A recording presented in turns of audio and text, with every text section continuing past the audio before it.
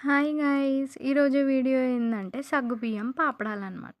సగ్గుబియ్యంతో పాపడాలు ఏ విధంగా తయారు చేసుకుంటారో ఫస్ట్ అయితే ప్రాసెస్ అయితే చూసేద్దాము.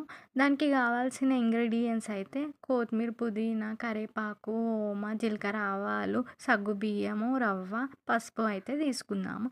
ఇక నేనైతే సగ్గుబియ్యము, రవ్వ అయితే మంచిగా నానబెట్టుకున్నాను అనమాట 2 గంటలు. ఇంకొక బౌల్ తీసుకొని అలా వాటర్ అయితే నాకు కావాల్సినన్ని పోసేసుకొని ఇక ఇవన్నీ వేసుకున్నా అనమాట.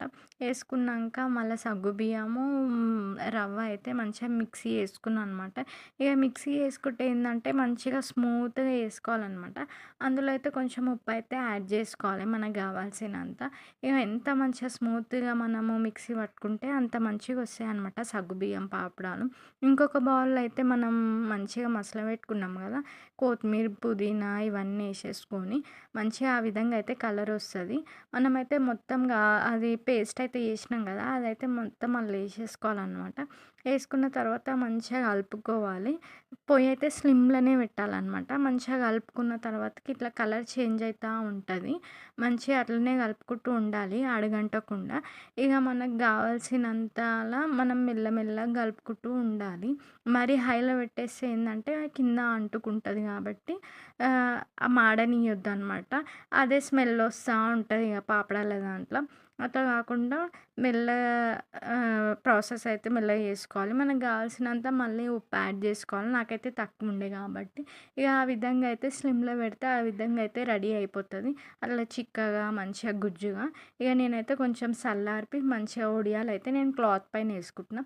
క్లాత్ పైన ఎందుకు ఏసుకుంటున్నా అంటే మా ఇంటికాడ అయితే స్పేస్ లేదు కాబట్టి నేను ఫ్యాన్ గాలికి ఇంట్లోనే ఏసేసుకున్నా అనమాట ఒడియాలైతే. అట్లా ఏసుకున్న తర్వాతకి నేనైతే ఇగ మంచిగా అట్లా స్పేస్ ఇచ్చుకుంటూ అట్లా ఏసేసుకున్నా.